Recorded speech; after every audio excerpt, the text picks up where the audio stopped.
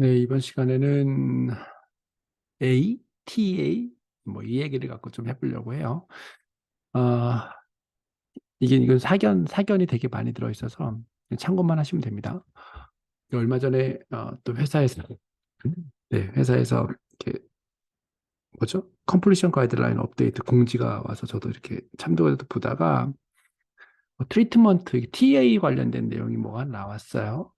그래서 저희 또 우리 꼬맹이 아저 저희 직원들한테 이게 뭔 뜻이냐고 물어봤더니 잘 몰라서 대답을 못해서 또 네, 겸사겸사 이 장면 한번 정리해 보려고 합니다. 그 우리가 이제 애드버스 이벤트 원래 이제 정의가 애드버스 이벤트 있었죠. 애드버스 이벤트가 있는데 이 관련된 용어들이 막 나눠져 있어요.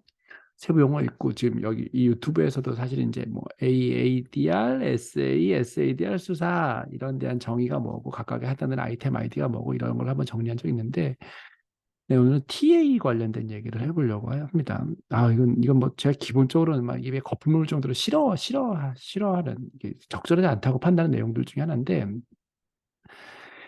이게 우리 임상시험 하는 사람은 다 ECH, E6가 GCP예요. GCP 막 되게 선호하잖아요. 선호가 아니라 이제 추앙하잖아요. 따라야죠. GCP는 이제 뭐 완전 룰은 아니긴 하지만 점수로 정리된 거여서 이게 ICH 나오는 A의 데피니션은 어드미니스터드 파마스티컬 프로덕트 그러니까 일단 약이 투여된 서브젝트에서 이런 뜻이에요. 서브젝트나 페이션트에서 약이 투여된 거기서 발생한 메디컬 어커런스 얘기하는 거 뭔가 발생한 거죠. 언투어디드 이게 의도되지 않는 이렇게 되는 거고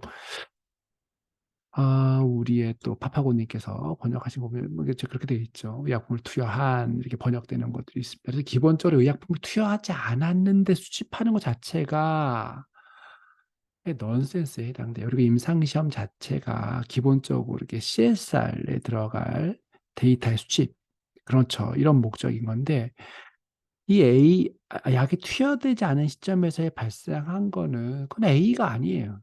병력 같은 거죠, 일종.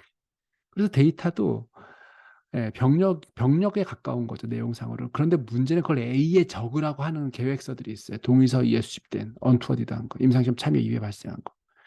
ICH는 GCP는 약이 투여된 대상자라고 하는데 그래서 문제가 뭐에서 괴리되냐면 이게 약이 투여되기 전이니까 분석할 때 약간 시험관에 대고 이런 컨셉이 없어요. 그냥 병력처럼 분석하는 거에 IP 투여제를 발생한 병력해서 군을 나누지 않고 그냥 리스팅하는 거 병력이랑 똑같아요.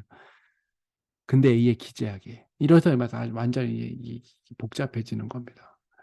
또 혹시 이 영상을 이렇게 높으신 분이 보시는지 모르겠지만 네, 안 그랬으면 좋겠어요. 그냥 차라리 IP 투여를 발생한 동의서 이후에 IP 투여를 발생한 따로 수집하세요. 병력에.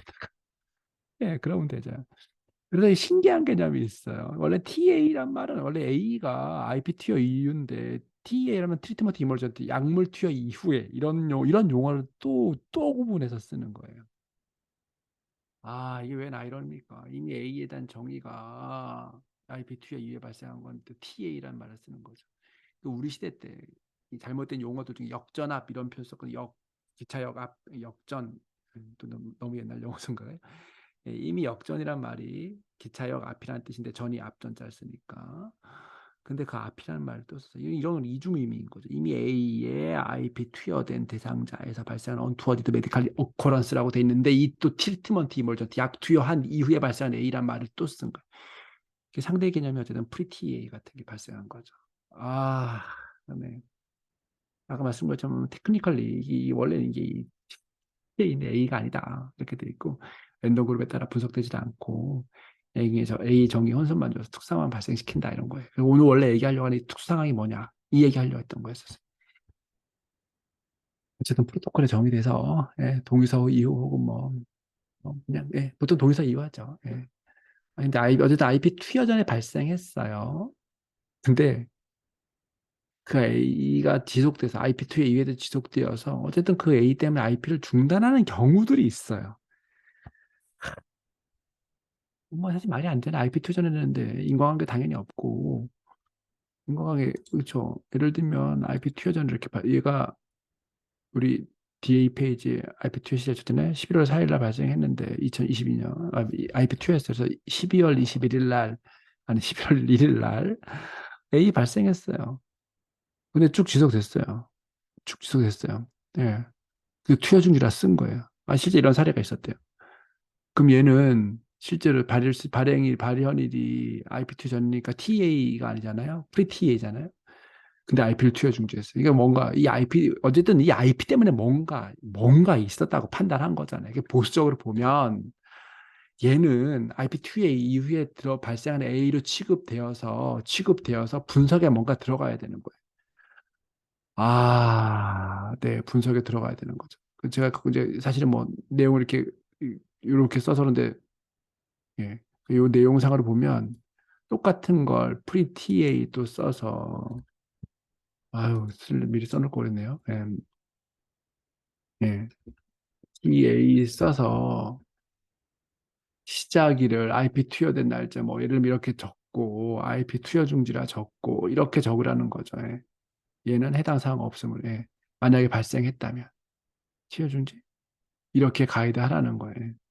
똑같은 A인데 원래는 약 먹기 전에 발현됐는데 이 A를 어쨌든 연구자가 이 A 때문에 뭐 이게 하여튼 좀 안 좋을 것 같아서 투여 종료를 시켰어요. 그럼 얘는 그냥 사실 프리 TA가 아니라 그냥 프리 TA가 아니라 TA 예, 이런 컨셉을 써야 되니까 하나 더 요 날짜 바꿔서 예, 요 날짜 바꿔서 예, 요 날짜 바꿔서 이렇게 쓰라는 거 요런 문제가 발생하는 거죠. 예. 아 이게 웬 웬 그겁니까? 보통은 정석 같은 경우는 일반적으로는 얘는 그냥 병력가 적고 중도가 악화되거나 이럴 때는 기존 병력이 악화는 A의 정의에 들어가요. 예. 예를 들면 이거 텀에서 예, 기존 질병 그냥 질병이라 써볼게요. 질병의 얘는 그냥 A인 거죠. 원래 있던 게 있었고 그래서 그냥 얘가 내용상으로 보면 이게 보통 다 병력 얘기하거든요. 얘가 딱 병력에 있고 이게 악화되어서 언제 11월 1일부터 그럼 너무 좋죠. 그럼 뭐 어차피 병력이니까 IP와 관련 조치 이런 넌센스 같은 질문들 자체도 하지 않고 IP 투전이니까 인과관계 이런 넌센스 같은 질문도 안 하고 이게 SN 이런 질문 같은 거 안 하고 그냥 병력에 맞게 이게 본질상 병력이에요.